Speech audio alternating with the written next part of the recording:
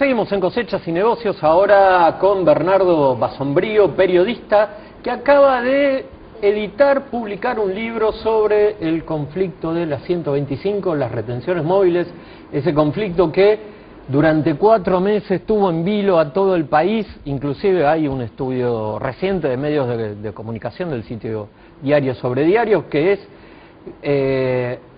fue el tema que acaparó el mayor espacio de agenda en los medios de comunicación, mucho más que todos los que vinieron después.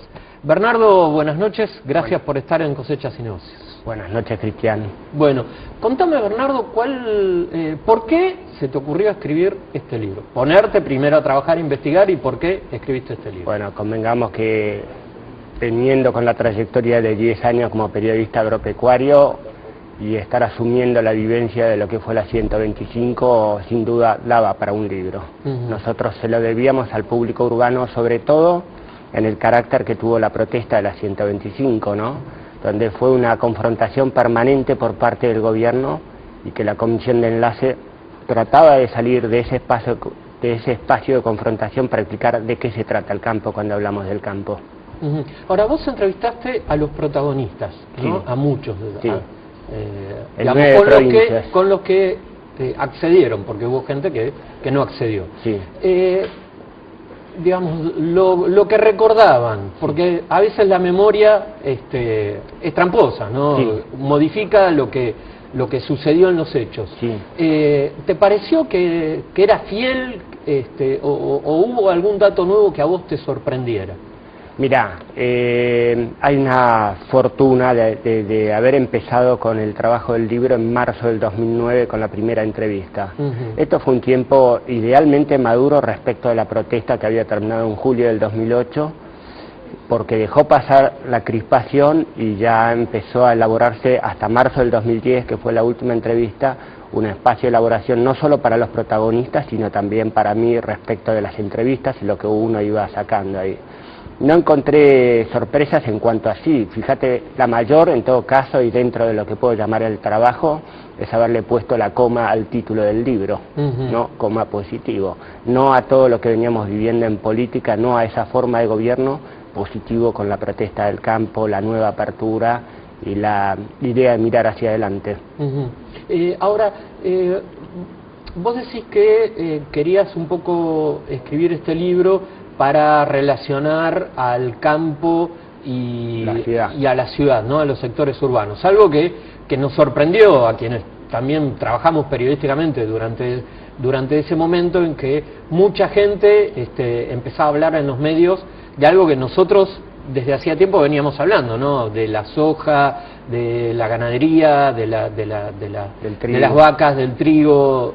Muchos lo descubrieron en ese momento. ¿Vos creés que realmente después de ese conflicto, se fortaleció el vínculo entre la ciudad y el campo o quedó olvidado? Mirá, el vínculo se fortaleció en cuanto a que hay un mayor interés, punto 1. Punto 2, una de las premisas que trata de cumplir el libro es aclarar a ese público urbano. No olvidemos que la dinámica de la protesta tuvo tal velocidad que hubo mucho espacio por el que la gente, sobre todo el público urbano, no entendía qué sucedía cuando el campo habla.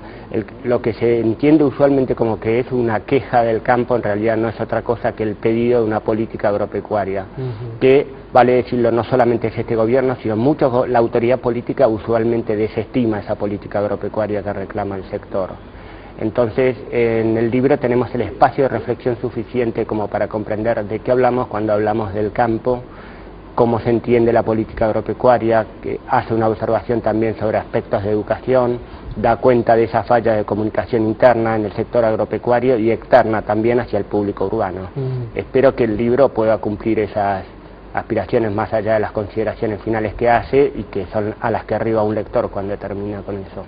Ahora, vos también entrevistaste a los autoconvocados, ¿no? Y a los productores que fueron protagonistas, casi que yo creo que si no hubiera sido por ellos, me parece que este conflicto no hubiera llegado, no hubiera tenido la duración que tuvo, por lo menos por parte de los productores, más allá de los errores políticos del gobierno en haberlo fomentado y no haber intentado una solución. ¿Cómo los viste a los productores que salieron a la ruta? Mirá, el gran denominador común de los productores que salieron a la ruta tocó el tema de la dignidad personal.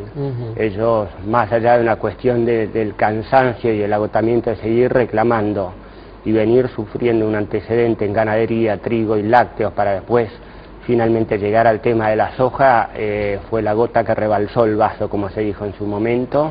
Ellos salieron con mucha convicción y además hay una línea central subyacente a lo largo de esos 129 días que tiene que ver con que el campo rompió ese paradigma del no te metas.